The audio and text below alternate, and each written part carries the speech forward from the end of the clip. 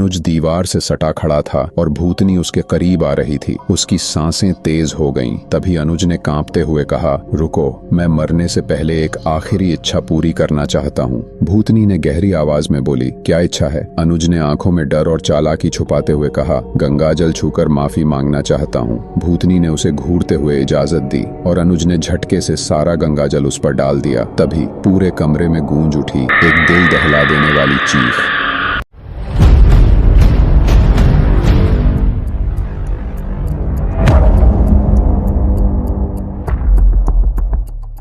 पच्चीस वर्षीय अनुज अपने उस फ्लैट में पहली बार आया जो उसे उसकी कंपनी ने सुविधा के रूप में दिया था। वास्तव में अनुज की नई नई नौकरी लगी थी। वह हरियाणा में अपना परिवार छोड़कर शिमला में आ गया था। साल भर से नौकरी की तलाश में भटक रहे अनुज को अच्छी नौकरी मिलते ही उसका उदास जीवन खुशियों से खेलने लगा था। कंपनी ने सुविधा के रूप में उसे जो फ्लैट दिया था, उस फ्लैट में प्रवेश करते ही अनुज के होठों से निकला, वाओ, मोस्ट ब्यूटीफुल फ्लैट। वह भीतरी दरो दीवार तथा फ्लैट में मौजूद हर एक सामान को देखने के बाद बहुत प्रसन्न हुआ था। उसके चेहरे पर नौकरी मिल जाने की सुनहरी चमक तो पहले से ही उत्पन्न थी, मगर अब कंपनी की ओर से रहने की सुख सुविधा देखने के बाद उसका चेहरा खुशी से खिल गया था। अपने जरूरी सामान से भरा बैग को उसने कंधे से उतारकर नीचे फर्श पर रख दिया।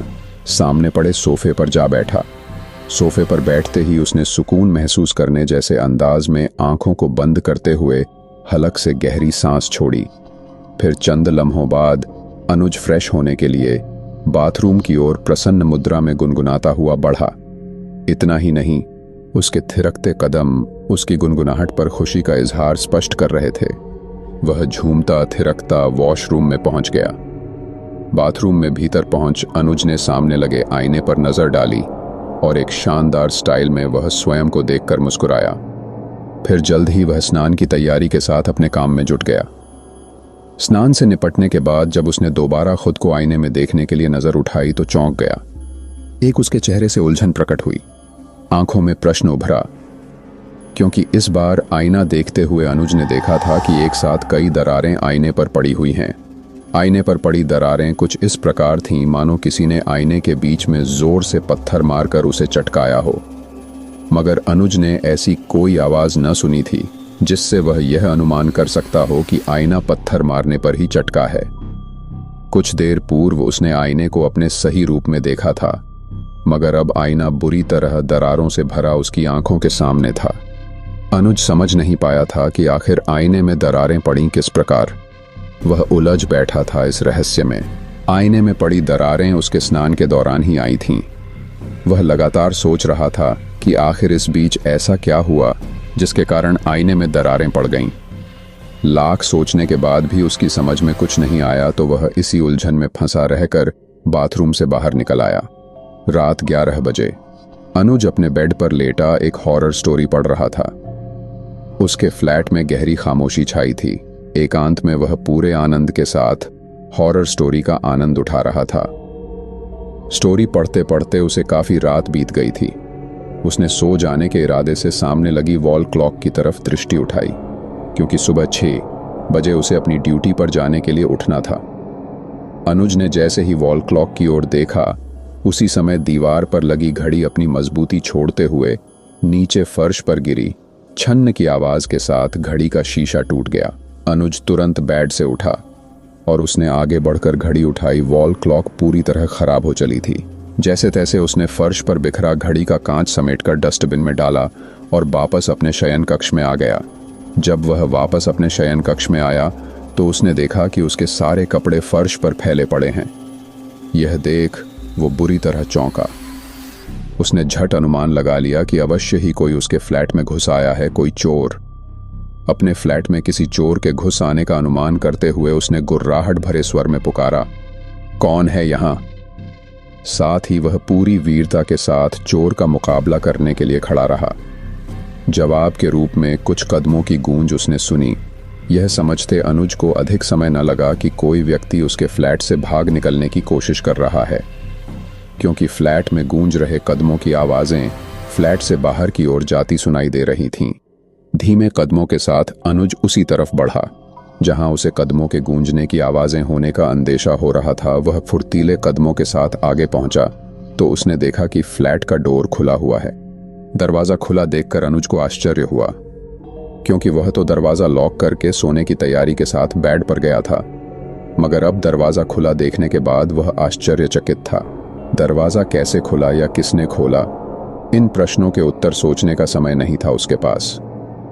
दिमाग में सावन की घटा की तरह घुमड़ उठे प्रश्नों को ज्यों का त्यों वह अपने दिमाग में छोड़े रखकर फुर्ती से आगे बढ़ा।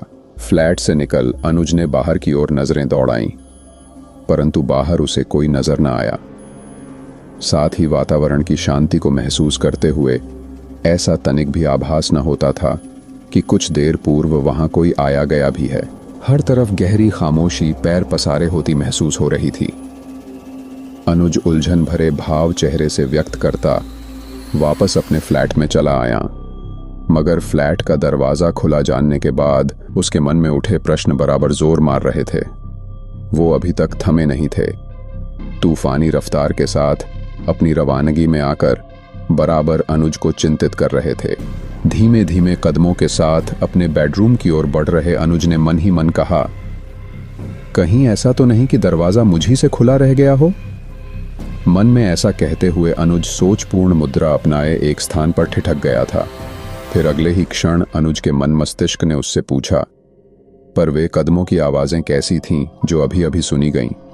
फिर अगले ही पल उसे लगा कि हो सकता है रात के इस खामोश माहौल में उसके कान बजे होंगे, क्योंकि बिखरे कपड़ों को देखकर उसने सोचा था कि शायद उसके फ्लैट में कोई चोर घुस आया है।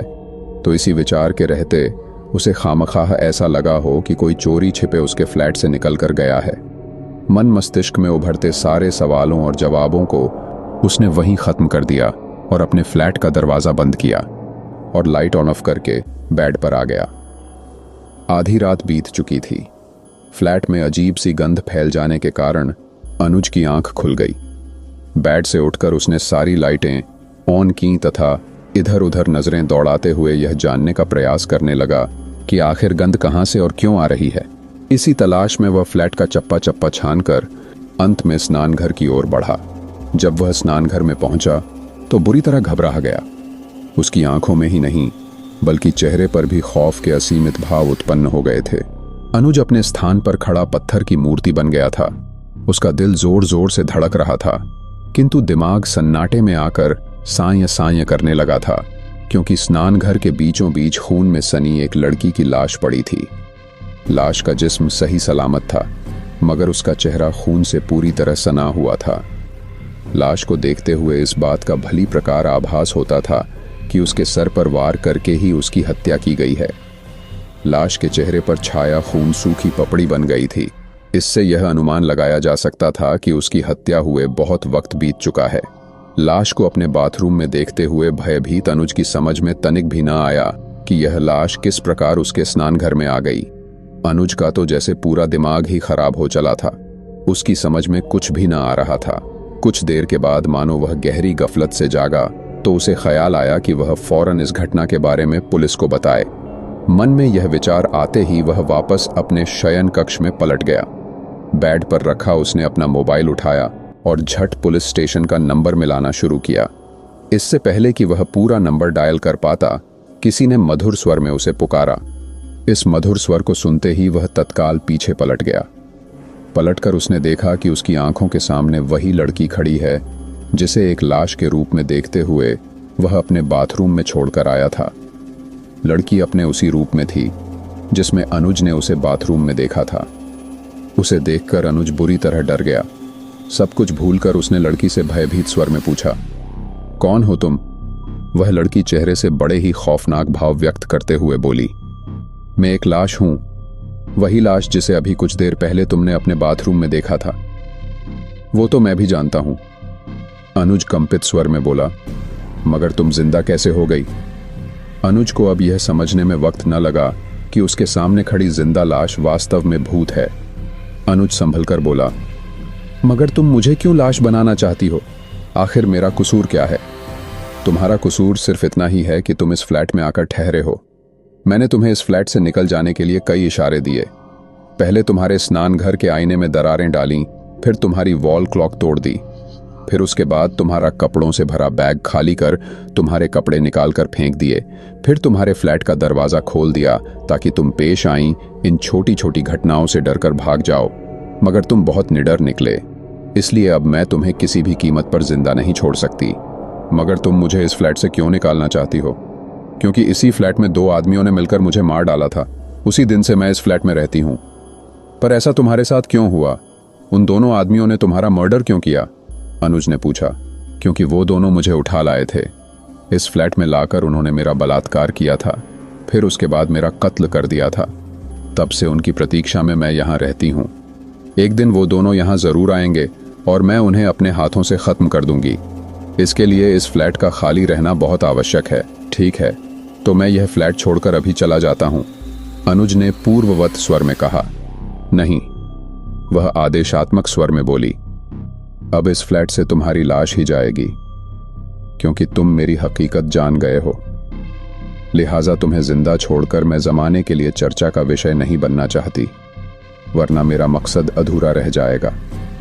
मुझ पर भरोसा करो। अनुज पीछे हटता हुआ बोला। मैं तुम्हारा राज ही रखूंगा। मैं तुम्हारे बारे में किसी से कुछ नहीं बताऊंगा। मेरा यकीन मानो, मुझे जाने दो। अनुज गिड़गिड़ाने लगा। तुम जिंदा यहां से नहीं लौट सकते, लड़की ने कहा। मुझे जाने दो। कहते हुए अनुज इस हद तक पीछे हटा कि अब और पीछे नहीं जा सकता था, यानी उसकी कमर दीवार से सट गई थी। लड़की डरावना भाव चेहरे पर लिए उसकी ओर कदम उठाने लगी। अनुज का दिल जोर जोर से धड़कने लगा। आंखों के सामने उसे अपनी मौत नाचती नजर आने लगी। अपने बचाव का उसके पास कोई रास्ता तो रह ही नहीं गया था। वह किसी भी कीमत पर मरना नहीं चाहता था, मगर उसके न चाहने पर भी उसकी मौत निरंतर उसकी ओर बढ़ रही थी। अनुज हर पल इस सोच में था कि किसी सूरत से कोई बचाव का रास्ता सामने आ जाए तो तत्काल स्वयं को इस बेवक्त की मौत से बचा ले। लेकिन उसके सामने सिवाय उसकी मौत के और कुछ भी न था। मौत हर क्षण उसे अपनी आगोश में भर लेने के इरादे से उससे निकटता बढ़ा रही थी। जब वह जिंदा हुई, लाश उससे केवल 4 कदम के फासले पर रह गई तो अचानक अनुज का स्वर उभरा। वह बोला, ठहर जाओ, मैं मरने से पहले अपने मुंह में गंगा जल की कुछ बूंदें डालना चाहता हूं। वह लड़की ठहर गई, बोली, ठीक है। तभी अनुज गंगा जल लेने आगे बढ़ा। वह गंगा जल लेकर लड़की के पास चला आया। वहां आते ही अनुज ने सारा गंगा जल उस लड़की पर डाल दिया, जो मरकर भी जीवित थी। गंगा जल उस पर गिरते ही उसमें आग लग गई। वह प्रेत आत्मा चीखती चिल्लाती रही। आग उसमें चारों तरफ से लगी थी। अनुज इस दृश्य को देखता रहा। जल्द ही वो जिंदा हुई लाश जलकर राख हो गई। शरीर भस्म होते ही उसकी आत्मा रोशनी बनकर खिड़की से निकली और आकाश की तरफ चली गई। भस्म हुए शरीर की सारी राख खुद ब खुद वहां से गायब हो गई। उस वक्त अनुज ने राहत की गहरी सांस हलक से छोड़ी। मिलते हैं एक नई कहानी के साथ। वन जोन हॉरर चैनल को सब्सक्राइब करें।